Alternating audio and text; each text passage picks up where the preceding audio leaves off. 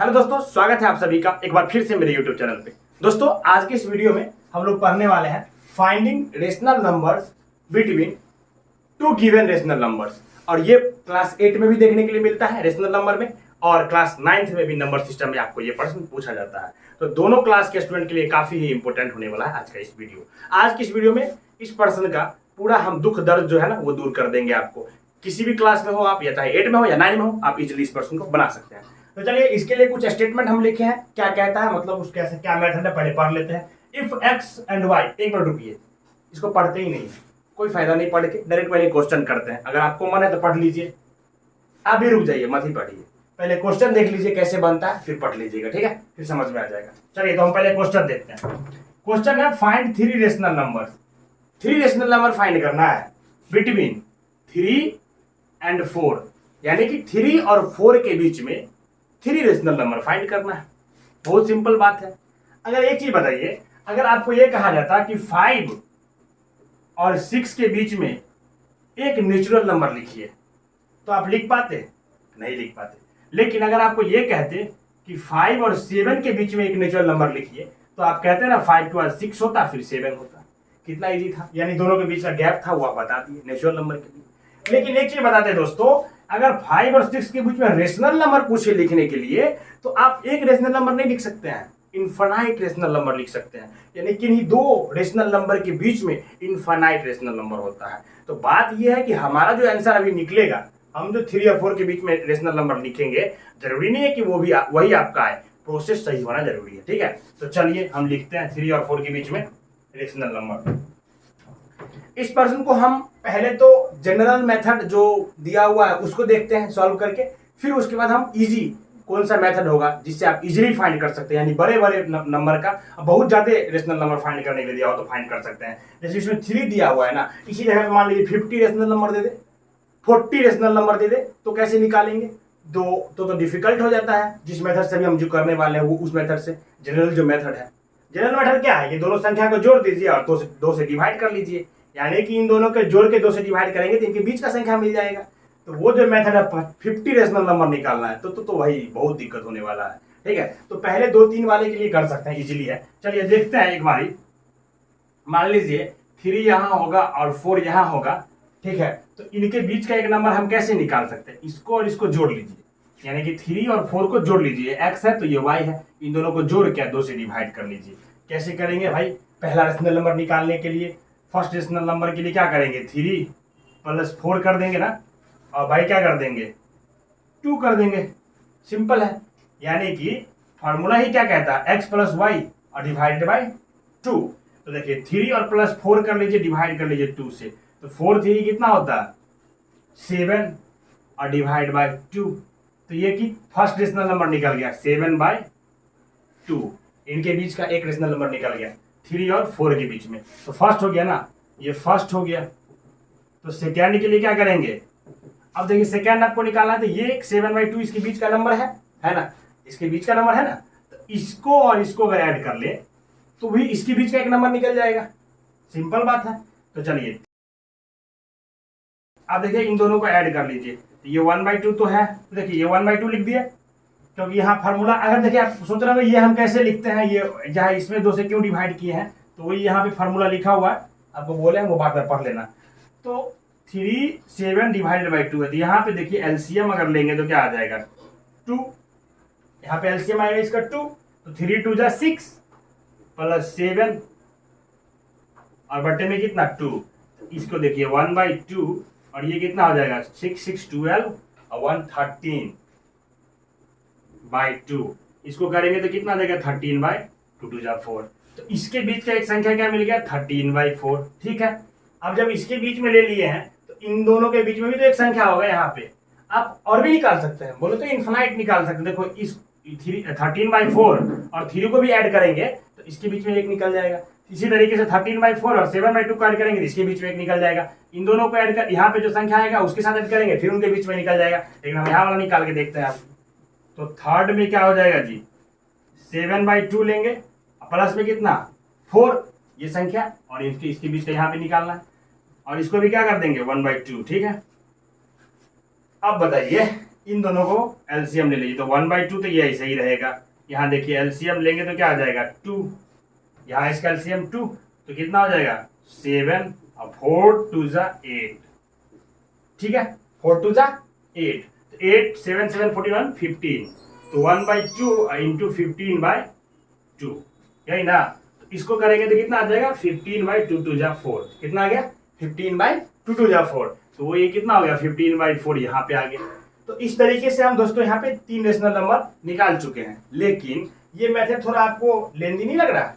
अगर बड़े संख्या का दे दे तो और डिफिकल्ट हो जाएगा, हमको जब जब करना है तो बार बार दोनों संख्या को जोड़ना है, 1/2 करना है, तो ये वाला जो प्रोसेस है थोड़ा लेंदी है, ठीक है। तो ये तो दोस्तों इस तरीके से ये जो स्टेटमेंट लिखा गया था उस तरीके से कैसे बनता हम तो बता दिए ना, आपको समझ में भी आ गया। लेकिन अब आपको पढ़ने का मन है तो स्टेटमेंट पढ़ लीजिए, लाइए हम ही पढ़ देते हैं।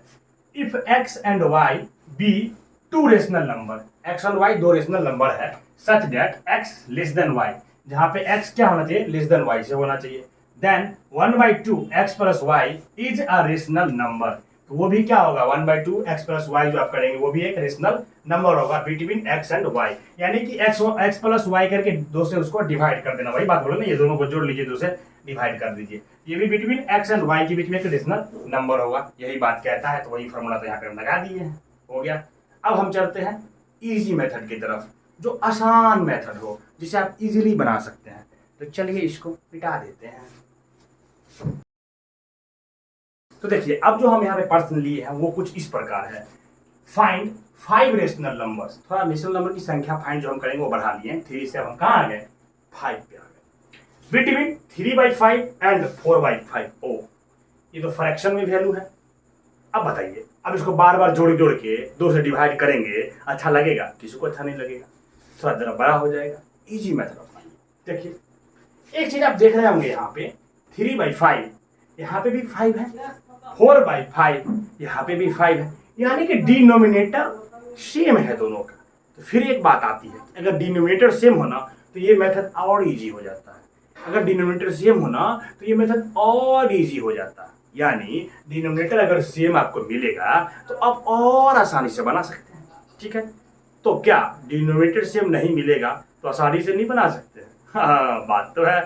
देखिए डिनोमिनेटर भी सेम नहीं मिलेगा तो अब भी और आसानी से बनाएंगे, उसके लिए इसके बाद पहले इसका देख लेंगे, ठीक है। चलिए, तो बात यह है कि दोस्तों हम लोग जानते हैं कि किन्हीं 2 रेशनल नंबर के बीच में इनफाइनाइट रेशनल नंबर होता है। कितना रेशनल नंबर होता है? Infinite.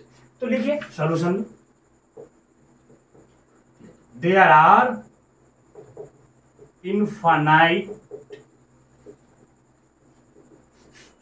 Rational numbers between 3/5 and 4/5। सही बात है, क्योंकि हम जानते हैं इनफाइनाइट रेशनल नंबर होता है किन्हीं 2 रेशनल नंबर के बीच में, लिख दिए हैं, ठीक है। अब क्या करेंगे? मल्टीप्लाई करेंगे, multiply both the number, multiply both the number 3/5 and 4/5 with, किसके साथ? ध्यान रखना है दोस्तों, मल्टीप्लाई बोथ द नंबर 3/5। देखिए तो मल्टीप्लाई जो करेंगे ना 3/5 और 4/5 को, तो हमको कितना रेशनल नंबर निकालना है 5, यानी कि 5 में 1 जोड़ दीजिए, वो जो संख्या आएगा उससे मल्टीप्लाई करेंगे, तो 5 में 1 जोड़ देंगे तो कितना होगा 6, तो 6 से मल्टीप्लाई करेंगे 3/5 को भी 4/5 को भी, नोमिनेटर में भी और डिनोमिनेटर में भी, विथ 5 + 1 = 6, यानी कि 6 से मल्टीप्लाई करना है। तो डैट इज, ये संख्या है ना 3/5, तो यहाँ पे लिखिए 3/5, इसको मल्टीप्लाई करना नोमिनेटर और डिनोमिनेटर दोनों में, multiply both the number nominator and denominator, मतलब ऊपर और नीचे दोनों में। तो ये 6 से मल्टीप्लाई हो गया, इसको भी 6 से मल्टीप्लाई हो गया, ठीक है। 6 से मल्टीप्लाई यानी 3 को कितना होगा 6 3 जा 18, 6 5 जा 30, हो गया, हो गया। इसका हो गया ना भाई, दूसरा संख्या तो बचा हुआ है, एंड 4/5, इसको भी करेंगे, सेम संख्या से मल्टीप्लाई करना है, 6 से दोनों संख्या को लिखा है ना, 3/5 को भी 4/5 को भी, तो इसको भी मल्टीप्लाई करेंगे ना सेम संख्या से, तो 6 4 6 4 जा कितना हो जाएगा 24, 6 5 जा 30 हो गया। अब देखिए, चूंकि ये हम इसलिए किए हैं, अगर आप ऐसा क्यों करते हैं हम लोग ये जानना चाहते हैं, तो मेरे चैनल पे रेशनल नंबर का वीडियो है क्लास 8 का, जिसमें हम इक्विवेलेंट रेशनल नंबर निकालना सिखाए हैं। तो उसको जाए कंसेप्ट आप देखिए हम ऐसा क्यों कर सकते हैं। दोस्तों यहाँ पे इतना समझ लीजिए, ये 3/5 जो है ना, उसी का वैल्यू इसमें भी है। 18/30 भी 3/5 ही है, वैल्यू में कोई चेंजिंग नहीं होता। इसके इक्विवेलेंट हम रेशनल नंबर लिख दिए, ठीक है। तो हमको कितना रेशनल नंबर चाहिए था? 5 ना, तो लिखिए यहाँ पे हेंस निकल गया 5 रेशनल नंबर, इजिली है। देखिए 18/30 है ना, यहाँ पे देखिए 18/30, तो 18/13 से आगे बढ़ाइए, कितना आ जाएगा? 19/30। एक रेशनल नंबर मिल गया। दूसरा, क्योंकि डिनोमिनेटर तो सेम हो गया, नोमिनेटर के बीच में क्या आ गया है? गैप आ गया है। 18 और 24 के बीच में कितना गैप है? 5 का गैप है। तो 19/30 आ जाएगा। 90 से आगे बढ़ेंगे तो 20/30 आ जाएगा। 20 से आगे बढ़ेंगे तो 21/30 आ जाएगा। 21 से आगे बढ़ेंगे तो 22/30 आ जाएगा। 22 से आगे बढ़ेंगे तो 23/30 आ गया ना। कितना संख्या हो गया? 1 2 3 4 5। 5 में तो पूछा गया था, तो 5 रेशनल नंबर आप निकाल ली। देखिए ये कितना इजी है करना उसके तुलना में। अगर इसमें बोला जाएगा 50 रेशनल नंबर निकालने के लिए, कुछ नहीं करना, 50 + 1 यानी 51। अब 51 से इसको मल्टीप्लाई, 51 से इसको मल्टीप्लाई, धरा धरा धरा धरा धरा धरा बीच का नंबर लिख देंगे। इससे सिंपल कुछ होगा नहीं।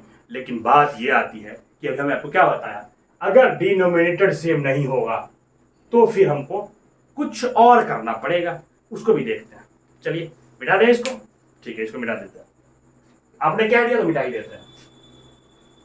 तो दोस्तों बात अब ये है कि मैंने प्रश्न को क्या कर दिया? बदल दिया है। अब प्रश्न कुछ इस प्रकार है, देखिए, find 10 rational numbers between 2/3 and 5/6।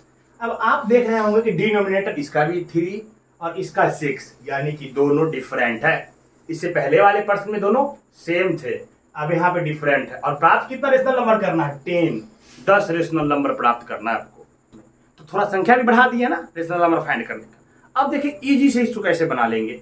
सबसे पहले अगर डिनोमिनेटर सेम नहीं तो डिनोमिनेटर को सेम करेंगे। कैसे सेम करते हैं डिनोमिनेटर? तो एलसीएम लेके। तो चलिए, तो पहले एलसीएम लेते हैं। LCM of 3 and 6। 3 और 6 का एलसीएम आप लेंगे तो कितना आएगा? 6 आएगा। क्या आएगा? 6 आएगा। चेक भी करना है, लाओ कर देते हैं। 3 और 6, 3 1 जा 3, 3 2 जा 6, 3 मल्टीप्लाई बाद में 2 करोगे तो कितना आ जाएगा? 3 2 जा 6। तो LCM of 3 and 6 equal to 6 है ना भाई। एलसीएम 6 आया ना, इसको आप मिटा देते हैं, इसका कोई काम नहीं है। देखिए, तो अब इसको भी 6 बनाना है, इसको भी 6 बनाना है। ये तो 6 है ही, तो इसको 6 बनाना पड़ेगा। तो नाउ क्या लिखेंगे? 2/3 मल्टीप्लाई नोमिनेटर और डिनोमिनेटर दोनों में होगा जब भी होगा। तो अगर हम ऐसा कुछ करना चाहें तो क्या करेंगे? इसको 6 लाने के लिए 2 से मल्टीप्लाई नीचे कर देते हैं और 2 से भी मल्टीप्लाई ऊपर कर देते हैं। ऐसा करने से कोई फर्क पड़ेगा? नहीं पड़ेगा ना भाई। ये 2 देखिएगा तो कैंसिल हो जाता है, फिर भी तो ये 2/3 ही रहेगा ना, इसीलिए करते हैं। तो 3 2 कितना हो जाएगा? 6 और 2 2 4, यानी कि ये वैल्यू कितना आ गया? 4/6 हो गया। और देखोगे आप तो 5/6 एंड 5/6 में तो कोई फर्क नहीं पड़ रहा है ना भाई। ये तो 6 है ही, तो इसको मल्टीप्लाई ऊपर एक से कर दो तो है, कोई फर्क ही नहीं पड़ेगा, 5/6 ही रहेगा। अब देखिए 4/6 5/6 हो गया यहां तक का काम। अब क्या करना है? दोनों संख्या में कितना रेशनल नंबर डालना है? 10। तो 10 + 1 करने पड़ेगा, तो मल्टीप्लाई लिख दीजिए।